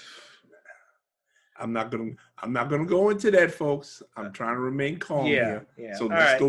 Let us segue back into Constantine. We'll get back into Constantine. All right. So so Shia LaBeouf in this movie, like nothing special at all. It's just, and especially compared to the character in the comics, because Chaz in the comics, he's older than John Constantine. He's like the only friend that John hasn't gotten killed yet. He's like the only one who will talk to him. And he's married. He's got kids. He's got grandkids. And like his wife hates John Constantine. Like that's like a running thing going on through the comics. Everybody hates John Constantine except for Chaz Kramer. He's like the only one who sticks by him. Okay. Throughout all the shit John has done. Like you remember they had Chaz in the TV series, right? Right. That's much more similar to the Chaz you get in the comics. Oh, okay. Yeah. Yeah, because the Chaz here that we get is much more like a kid's sidekick. He's 100%. He's a more annoying short round. Oh, he's way annoying. Oh, can I come with you, John? Let me come with you, John. I want to come with you, John. Please let me come with you, John. Oh, man, I just want to turn a haul off and just smack this kid already. Yeah. Could you shut up, please? I love when they go into the club. And so he asked him, he said, well, can I get in? And John says, yeah, if you can get in. Yeah. And then he walks by the guy, and this is one of my favorite scenes, that the guy holds up the card, and he says, yeah, 2 squirrels and a duck. Or something like it. And they never explain it, what the deal is with that card, but, Shia LaBeouf can't read it, so the guy doesn't let him in. Yeah, I think it's some sort of like psychic thing you're supposed to be able to. Yeah, some kind of psychic test. I guess it's something that that you see something that if you're in the know, if you have the sight, you can see something on there that everybody else can't see. Yeah. But it's a funny scene. And he says, "Oh well, I'm with that guy. I'm with that guy." Yeah. I was waiting for the guy to punch him. Yeah, seriously. But like I said, you have extended periods in this movie, like. Even if they had a scene where Constantine says, okay, well, listen, I want you to go research this and that and come back and tell me what you find. We don't even get that. Shia LaBeouf just disappears. And he's just like a dick for no reason, too. Like, he's just like, that when John's telling him, like, move the car, move it. And he's like, okay. And he, like, moves it like a half a foot back. He's like, there, it's moved. And then the mere fault, then he gets pissed off at John. He's like, well, if you told me, like, he told you to move the fucking car, you dick. He told you to move the car. Now, if you've been around him for a while, as the movie implies, he's worked with John for a while. You should have moved that thing 3 blocks away if he told you to move the, But yeah, that was and then they bring him back at the end to show that he's an angel in the post-credits scene. That just felt so unnecessary. Yeah, that felt so like we're supposed to feel, I don't know what, happy for him. The movie keeps trying to make us feel like we should care about Chaz, but they never. Well, they tell us we're supposed to care about Chaz, but they never make us care about him. They never give us a reason. No. Matter of fact, not even that we should care about it. Why we should be interested in him. Yeah, I mean, when he dies, I think most people in the theater were probably cheering. Oh, I said good. I'm good. Shit, man. Hey, y'all waited an hour and a half too long to kill this little bastard. Yeah. I mean, like every other character that's in the movie, we're interested in. Mm-hmm. Rachel Weisz, her character, especially after we find out that she's a twin with her sister who kills herself. Well, I mean, even the alcoholic priest, whose name is Hennessy, which is so perfect. Yeah. Even he's a lot more interesting. He's more interesting, yeah. Or also Beeman. That's another one. He's a lot more interesting as well. The guy who helps John do his research and stuff. And that's the thing, like, the only thing Chaz does is drive him around and be a dick. That's it. He's got nothing else to do. And whine and complain. Yeah. Why complain that John won't take him anywhere? John won't teach him anything. And my thing is, okay, why do you keep him around? Since he's 30, because you know what? You could get somebody to drive you around who doesn't talk. Yeah. Just, hire anybody. Listen, I just want you to drive me around and don't talk to me. Yeah, well, especially once he hooks up with Angela, he's got no use for Chaz anymore because she's driving him around everywhere. Okay. See what I mean when I said that there are periods where he just disappeared? Again, I think that this is the things they just stuck Shia LaBeouf in this movie because, somebody liked this kid and they wanted to convince us. That's exactly what happened. That's exactly what happened. He was recommended to Akiva Goldsman by Will Smith after iRobot. Because the three of them all worked in iRobot. So that's what happened. Yeah. Yeah. So they just stuck him in this movie to try to convince us, we love this kid. You're going to love him too. And then they tell us he's Chaz Kramer. I'm like, no, he fucking isn't. No, I said, no, I don't love him. Not that I dislike Shia LaBeouf, but to me, like I said, I don't like it when I feel like somebody's being forced on me. Yeah. Like you should love her, especially when you've got other people in this movie, like Rachel Weisz. Yes, yeah. Who definitely deserves to be in more movies. Yes, yeah. I mean, she doesn't do anything very spectacular in this movie, but she's good. Like there's nothing she doesn't stand out, but I think in the big part that's just because there's a lot of other better performances in this, but she does a fine job, I think. But know what she does? Okay, here's the thing. She knows she's a supporting character. Yeah. So that's what she does. She supports, the overall story. Yeah. She knows that Keanu Reeves, okay, this guy, he's the star of the movie. He's the one that's carrying this and everything like that. But, she's in a lot of scenes with him. But if she never tries to steal a scene. No, she knows that her character is basically here so that Keanu Reeves can explain everything to the audience. Right. That's what she understands what a supporting character does. You know what? You know what I kept thinking when I was watching this is she's Nobushi Wright in Blade.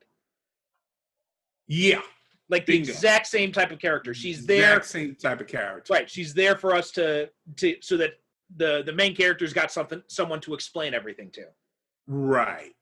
Which in a movie like this is what you need. I mean, as much as I appreciate the fact that there's a lot they don't explain. There's a lot that just happens in this movie, and they don't go into a lot of detail about it. But then there are some things that have to be explained. And by Constantine explaining it to her, he's explaining it to us as well. This is a very accessible movie. Yes. That's one thing I want to say about this movie. This is very accessible. If you don't know a thing about John Constantine from comic books or the TV show, whatever, you can sit down and watch this movie. Like I said, that's what I said. You could just take it as a supernatural action adventure. You can sit down and watch this and have a good time with this movie. And that's it. Something else I like about this movie that it did, and this is something that, I did in my books as well, that Supernatural did this too, when they started getting into using angels in season 4, I think it was. And I don't think up until this point, the only movie that I think was this ballsy about playing with Christian mythology was probably The Prophecy. Oh yeah, the Christopher Walken. Right. Yeah. But because this is especially that's when he says this whole idea of God and the devil, heaven and hell, just having this kind of ceasefire, and then just continuing to fight a proxy war with the souls of mankind. And that scene where he said, when she asked, where's God in all this? And he says, God's a kid with an ant farm lady. And that's the kind of stuff that you later see in stuff like Supernatural, or what I did in my books too. But not since The Prophecy has a movie been that ballsy to say you know what, we're going to treat Christian mythology the same way other movies will pick and choose and play jazz with, Greek mythology or Roman mythology or whatever like that. And I like that this movie had the balls to do that. Yeah, they just wouldn't, because, and I've said this many times in the past, folks, and you will probably hear me say many more times in the future. If you're going to work with this material and this is going to be the subject of your movie, then damn it, commit to it. Yeah. Go ahead and do it. Don't half-ass it. Don't pull back and say, okay, well, we can't do that. No, if you're going to do it, then go ahead and do it. Yeah. And commit to it. And this movie does. It does Yes. commit to it. You know, the scenes with Balthazar, I love the scene where he kicks his ass, where Constantine kicks his ass with brass knuckles with crosses cut into him. That is so much fun. Yeah, But those were apparently, those brass knuckles, this is from the director's commentary, they were made from gold that was blessed by a bishop during the Crusades.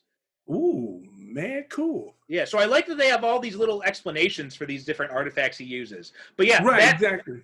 And Gavin Rossdale, he's the one who plays Balthazar. He was great. Like, I thought he did a wonderful job playing just like this really like skeevy demon character. Oh, he was a lot of fun. He was a lot of fun this one. Holy crap! I didn't know this. He was the lead singer of the band Bush. Really? Yeah. I wish he actually had more to do in this movie because every time he shows up, it's fun. Yeah. When he shows up. Yeah. Well, I mean, I wish he'd just done more things in general because he doesn't seem to have done a whole lot. I mean, he was in Zoolander. He was in an episode of Burn Notice, an episode of Hawaii Five-0. But yeah, I mean, I would have liked to have seen him do a lot of other stuff because he was really good in this. Yeah, I really enjoy it. Like I said, every scene he was in, I sat up a little bit straighter because I knew that something fun was going to happen. And you know what's kind of funny is he could have played Constantine actually. Yeah, Because he's he's this blonde British guy. Yep. He could have used, and he does have that kind of vague, stingish kind of exactly look to him. Yeah. Yeah. If you had spiked up his hair a little bit and put the trench coat on him, yeah. Absolutely. He could have played Constantine. And then Pruitt Taylor Vince, who's in he plays the mental patient in one of our favorite movies, Identity. Oh my God, Identity. Yeah. Folks, if any of y'all have not seen Identity, that's your homework assignment for the weekend. Mm-hmm. Watch Identity. Yeah, Identity is wonderful. But yeah, he was that. He played he played the serial killer in that movie. And then Jimon Honso, this is definitely not Papa Midnight from the comics. Like, Papa Midnight is, again, you saw him if you saw the Constantine TV show, the Papa Midnight they portray in the TV show, that's the character from the comics.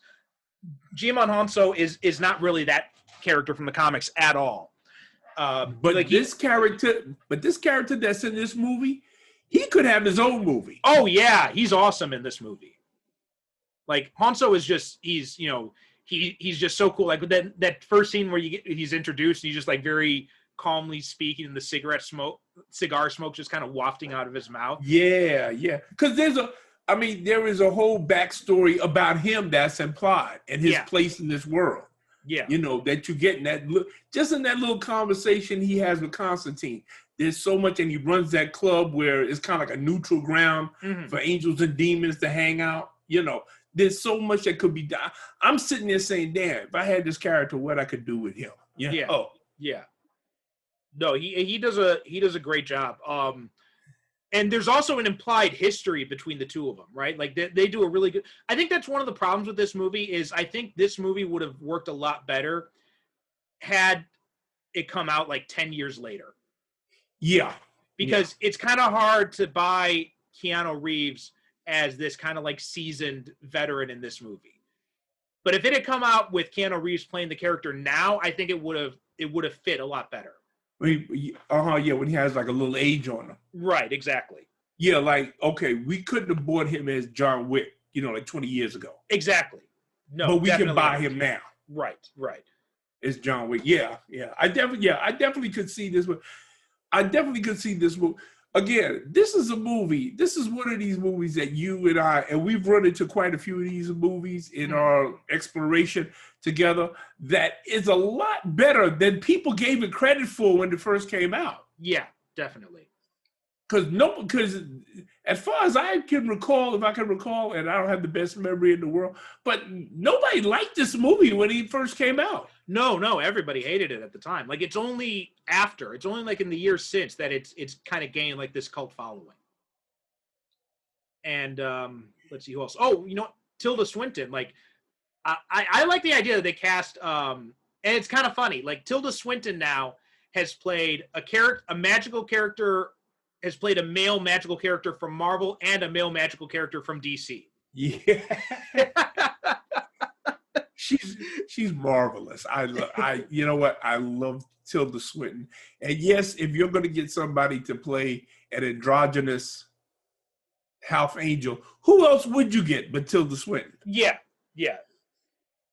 That was something else that I couldn't really quite understand was the whole. That's something that's never really explained, never really makes sense. Because if angels and demons can't fully cross over, then how are there half breeds? Yeah. That was something that didn't quite make sense to me. And to me, well, if they don't have any sex, why don't they all look androgynous? I don't think that was what it. I think it was just like a. Even though she's looking androgynous, I don't think that was necessarily that she is androgynous. You know what I mean? Like, not that they don't have any sex organs. Right. I think that was just kind of like a design choice. The character choice they wanted to go with for that character. But well, whatever way they decide to do it, as long as they got Tilda Swinton, because I could watch her in anything. Yeah, she was really good in this, and I was and they did a really because they did a really good job of making her look androgynous too. Because I was watching this movie and I didn't really know Tilda Swinton the first time I watched it, but I do remember thinking, like, is that a man or is that a woman? Like, I really could not tell. I know Patricia and I was watching one movie that she was in, and that's what Patricia said. Patricia, well, is she a man? Is she a woman? Well, what is she? And I said, well, you tell me when we get to the end of the movie. You tell me. Mm-hmm. And by the time we got to the end of the movie, she said, and then I showed her the movie where she plays Bob Dylan. Oh, I'm Not There, right? Yeah, she couldn't believe that was the same person. I said, yeah, that's her. Yeah. That's right. I forgot she was in that. Yeah, she said, get out of here. I said, yep, that's Tilda Swinton. She said, oh, my God. But you know what I think the best performance in this movie is? Bar none. The best performance. Peter Stormare. Oh, as Lucifer, yeah. Yes. Yeah, that was just like perfect. He comes in near the end of the movie and he just completely steals the entire ending of the movie away from Keanu Reeves. He does. He just comes in, just takes it over. This is one of like my all-time favorite depictions of the devil I've ever seen in a movie. Like him, Viggo Mortensen in The Prophecy, and I guess now Tom Ellis on Lucifer. Like those are probably like my top three. Mm-hmm. But Stormare just plays it so well. He's like equal. I don't know how he does it, but he's somehow both charming and skeevy at the same time. Yeah. He's like he walks that fine line between skeevy and sleazy. Yeah. And also I always like a devil that is not afraid to get his hands dirty. Yeah. It doesn't mind doing his own dirty work. Mm-hmm. And apparently, he's the one who chose the costume design. Like, so really? the off-white suit and like the tar on the bare feet, that was Stormare's idea. Like, and here's what the producer and the director originally wanted. They wanted leather pants, bare-chested, a dog collar with spikes, and tattoos over Stormare's face and chest. And good on Stormare for saying, no, this is what we're going to do. Because this works so much better. Exactly. I mean, because the first thing, okay, well, what's up with the tar? And again, this is something they don't explain. And I like that they don't explain it. Yeah. Some things, I'm one of these people that no, you don't have to explain every little thing in a movie to me. Like some people, like Patricia and I get into this argument all the time. She said, oh, well, what does that mean? And I said, well, it don't matter. Oh, don't tell me that. Don't you tell me that. It must be something. They put it in the movie. Well, no, it doesn't, sometimes a cigar is just a cigar. It doesn't mean anything, But so, because some people, not my beloved wife, but some people need to have every little thing explained to them. I am not one of these people. Matter of fact, I like it when some things are not explained. Yeah. Leave it up to my imagination. Also, there were so Michelle Monaghan, she has a cameo in this. The demon who says holy water when he lights when he sets off the sprinkler system, that was Michelle Monaghan. Apparently, Oh, her okay. character Ellie originally had a larger role, and she was supposed to be like this like half demon lover of John Constantine's. I remember hearing or reading that somewhere. Yeah, that she had a big. I saw an interview, a read interview with her, where she said that originally she had a much bigger role Yeah, in and Constantine. they'd cut her part. They'd cut those scenes because they wanted her to be. They wanted to make John more of a lonely character. And also Domino Harvey, the real Domino Harvey, has a cameo in this as well. No fooling. Yeah, she's there's this one scene when he goes into Midnight's bar. She's sitting at the table. She's the angel with like the very short blonde hair, and there's a demoness chewing on her ear. Oh yeah, yeah. Yeah, Right. that's the real Domino Harvey. Oh wow. Okay. Cool. Now this, like I mentioned earlier, like the whole cancer thing, that comes from the Dangerous Habits story arc. And this is something else that I understand why they did it, but I do kind of like the end. I do like how they handled the conclusion better in the comic book. So in this, he ends up getting, Lucifer cures his cancer because he's about to die. And also there was another quibble I had was time is of the essence, right? He's got to kill himself fast to get Lucifer up here because they've already established that his is the one soul Lucifer would come up to personally collect. Right.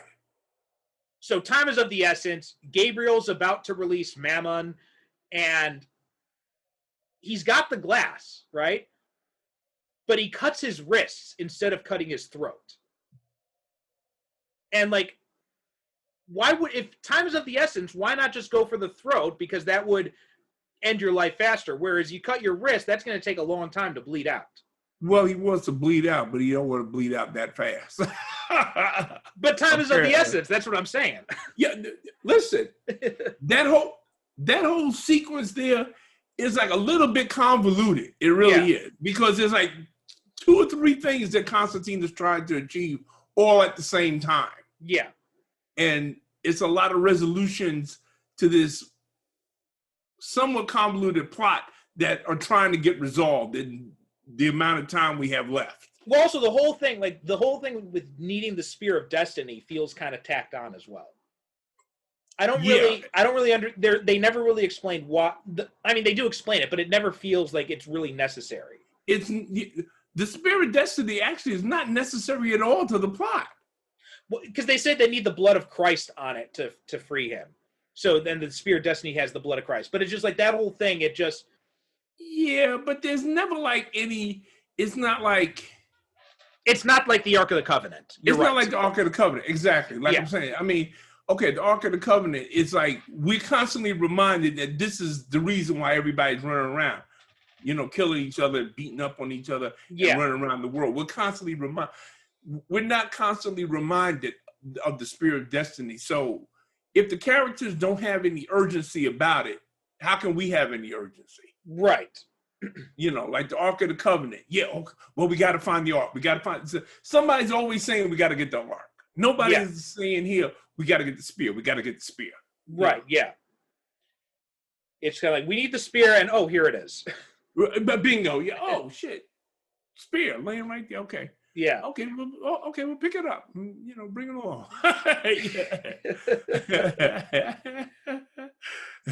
There's like no urgency. Yeah. Now, anyway, so before I got off track with that, drawing that other thought. But so in he kills himself and he offers Lucifer comes up and he tells him, hey, look, your son's in the other room. He's working with Gabriel. They're going to take control of Earth, and you want this world for yourself, basically. And so then Lucifer goes, he knocks the shit out of Gabriel, and then he takes his son back to hell, and then he goes back to John, and he tells him, like, look, all right, fine, you helped out, what do you fucking want? Because I know you're gonna want something. And he's like, what, you want an extension? And John says, no, set her soul free. Let her go back to heaven. He's like, all right, fine. And then when he's starting to take John down to hell, then he gets stopped by heaven or God, and then he starts being raised up to heaven. And yeah. And Lucifer says, no, you're going to live because you're going to prove that you really belong in hell. And now that's one way to end it. But the way in the comics it ended is John's dying. He knows he's going to go to hell. So what he does is he summons 3 different demons. And he promises his soul to each one of these demons without the others knowing it. And then he kills himself. And all 3 demons come to collect his soul, and they all start fighting over it. And then John says to them, hey, look, you guys can either tear hell apart for me, or you can let me live while you try and figure this out. So they let him live.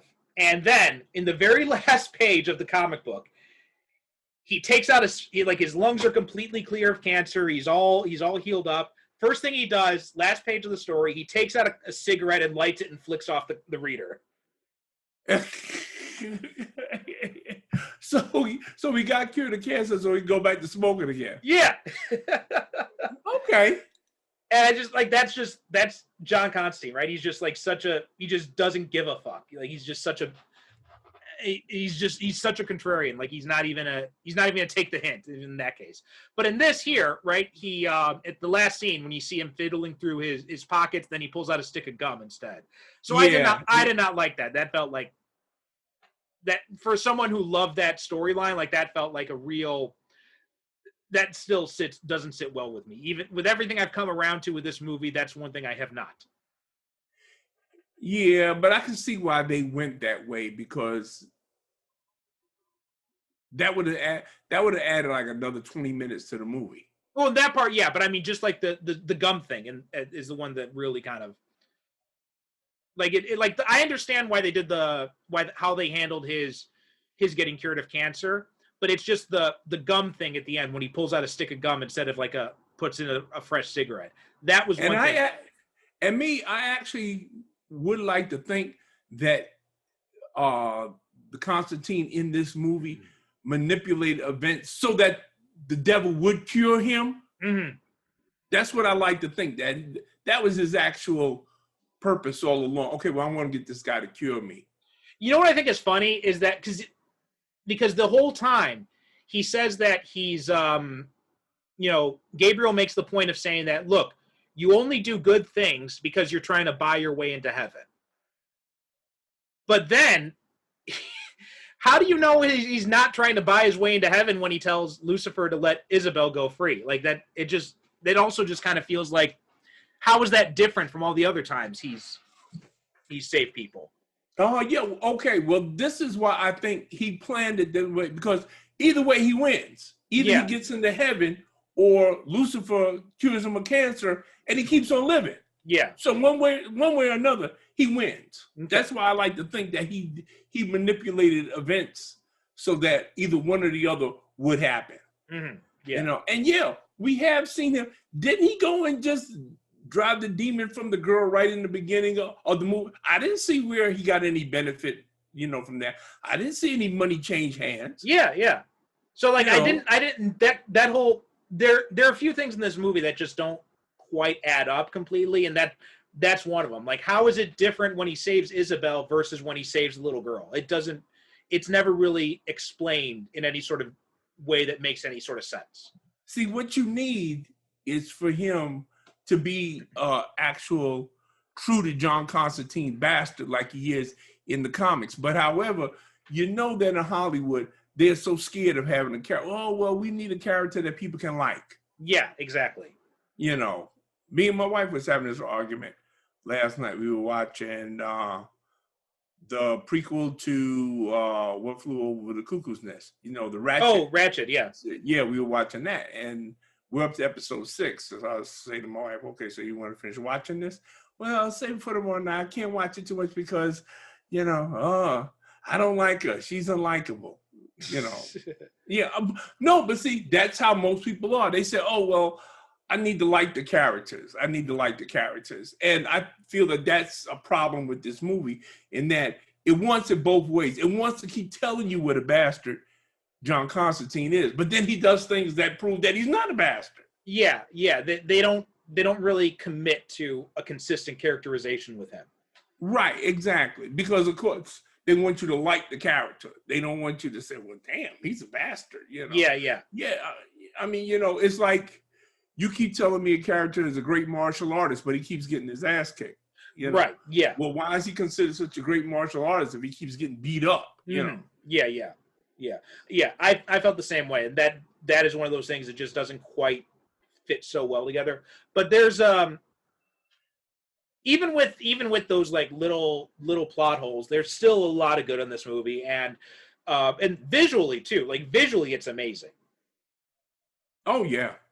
I'm actually kind of surprised that this came out in, because this came out in, what was it, 2006, 2005, 2006? Yeah, 2005. 2005.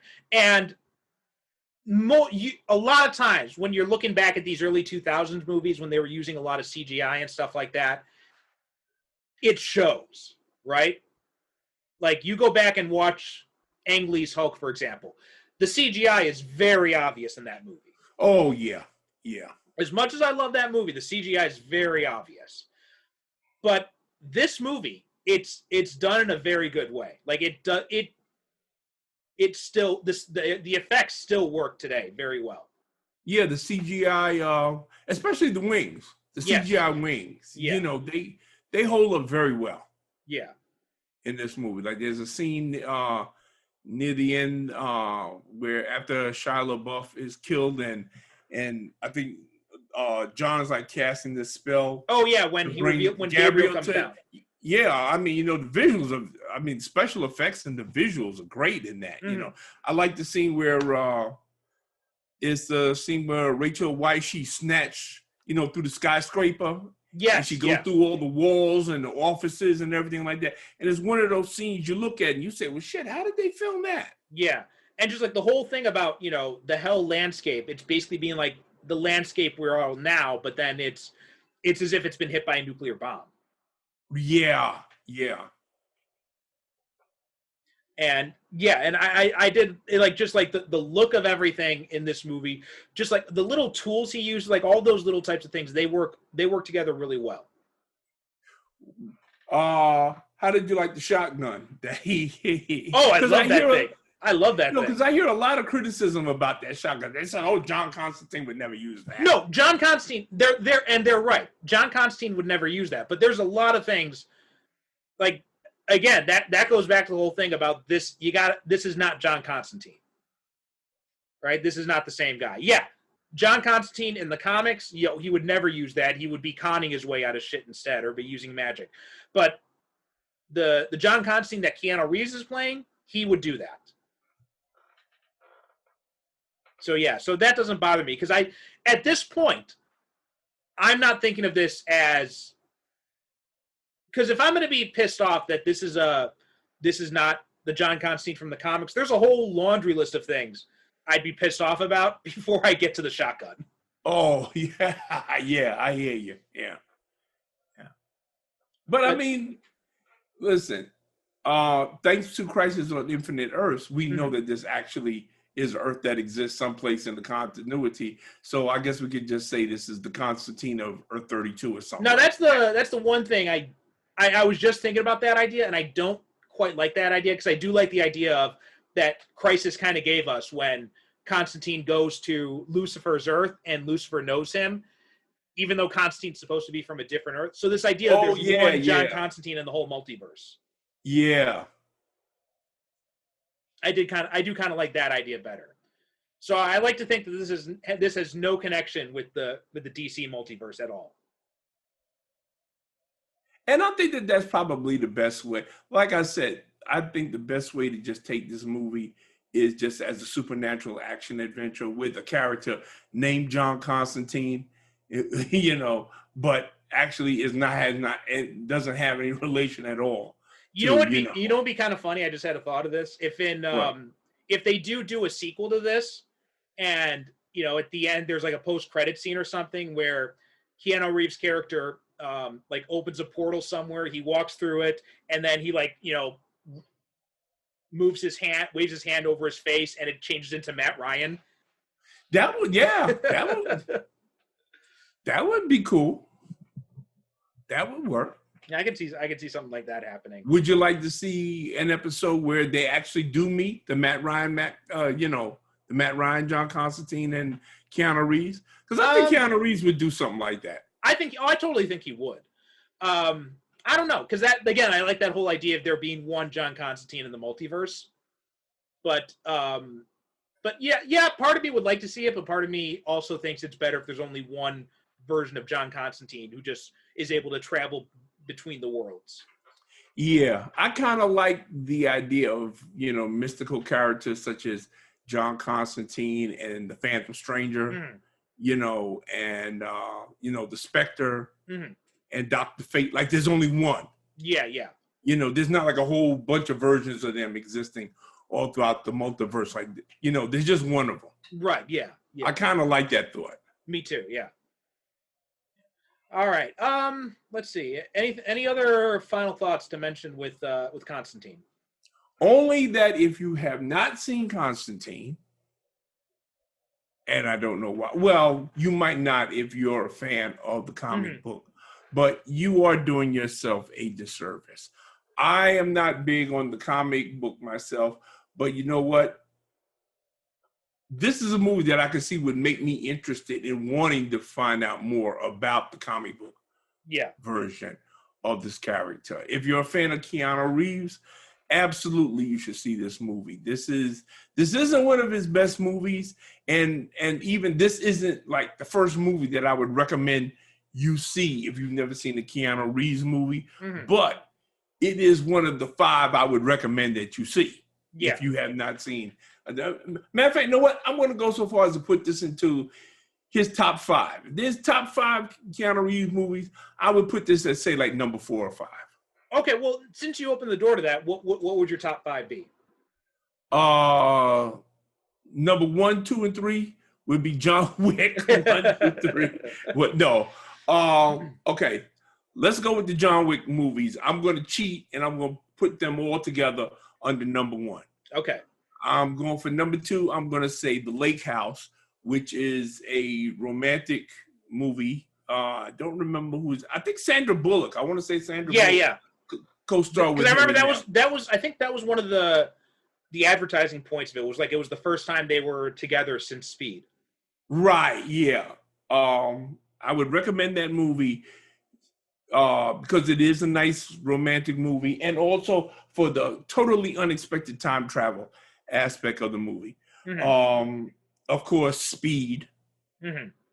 I would also recommend watching Much Ado About Nothing, simply because there's a bunch of actors in that movie doing Shakespeare that I never seen doing Shakespeare before, including Keanu Reeves is in it, Denzel Washington, a bunch of other people. Kenneth Branagh, he's in it. He directed it, and he knows Shakespeare like monkey knows coconuts. Right.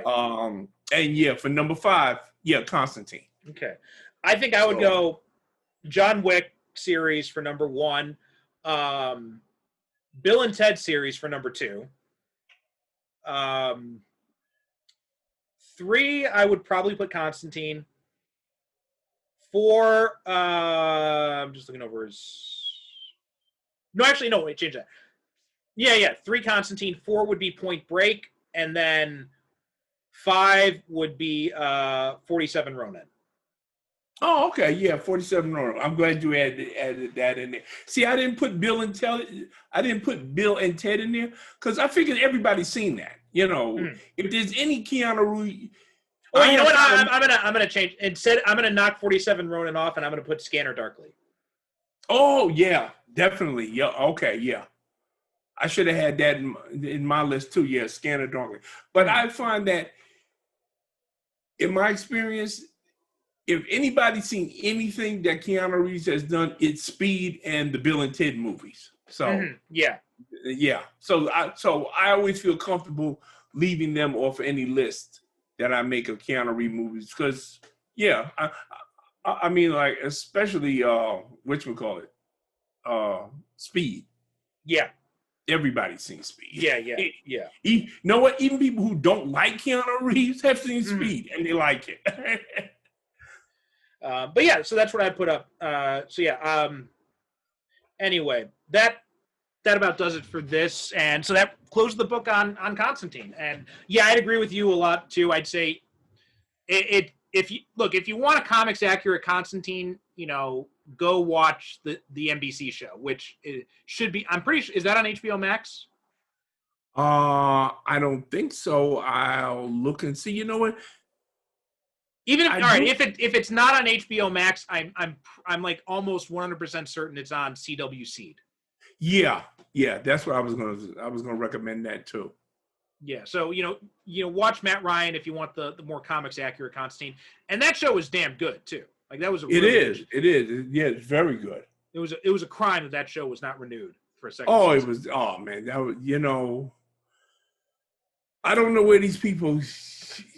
I mean, I can only hope that because I know that Matt Ryan has been lobbying hard, to bring the show back in some kind of form or whatever. And I only hope that they do bring it back because, like I said, I don't know that much about the character, but from what little I do know, yeah, he's the guy. Yeah. Okay, so here's another, and if you're not very familiar with the Constantine comics, such as a certain co-host who will go unnamed, then one thing you should do is also definitely read at least the Dangerous Habits story, because that is like one of the best Constantine stories out there. Oh yeah, well we always encourage you guys, please go out and check out the source material. It's just don't watch the movie. Yeah, watch the movie, but yeah, dig a little deeper. That's what we want you to do. Yeah, and there's some damn good Constantine comic books out there. So definitely check those out as well.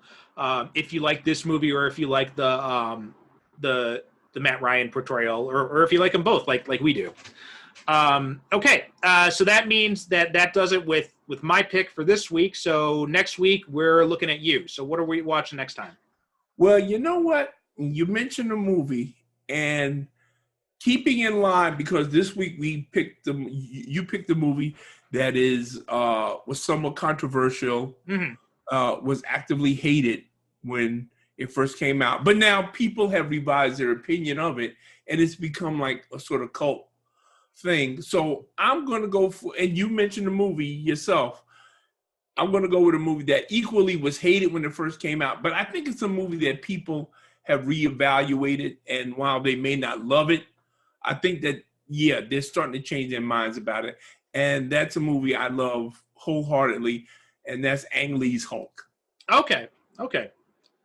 Yeah, because I remember you and I, we've had our backs up against the wall against this movie for defending it against people quite a few times. Oh, I've defended this movie since day one. Yeah.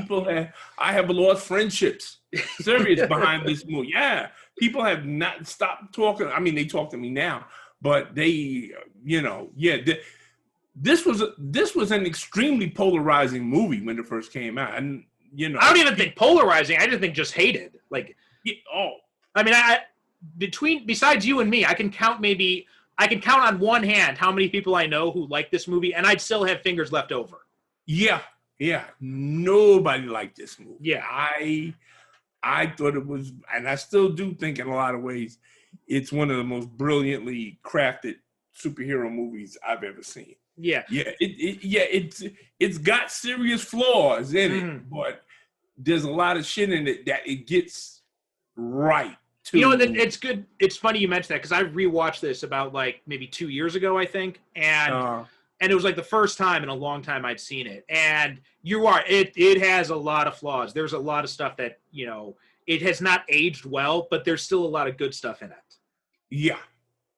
There's a lot of good stuff into which we will get into next time around. So make sure y'all guys are back here next week. Yes, yeah. Or the week after, because you're gonna want to listen to that probably if you're one of the people who hated that movie. Oh yeah. And there still are. Although I have talked to quite a few people who have come around, they said, yeah, you know something? It's not as bad as I thought it was. And they said, yeah, the stuff that's good in it, yeah, it's really good. Yeah. Okay, cool. So that's what we'll be doing next week. Come back next time. Listen to us talk about Ang Lee's Hulk. until then, you can head on over to the Facebook group, Superhero Cinephiles. Now that we're, 10 episodes away from our 50th episode, I'm going to put up a poll.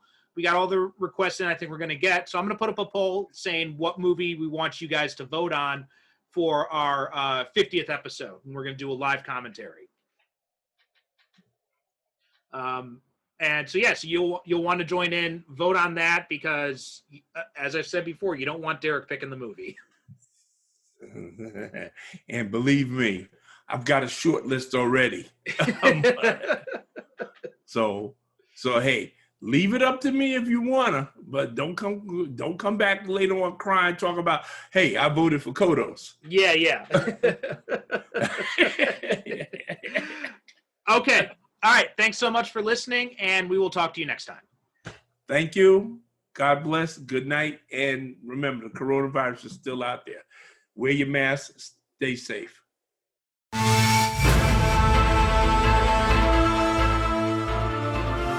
Thanks for listening to the Superhero Cinephiles podcast.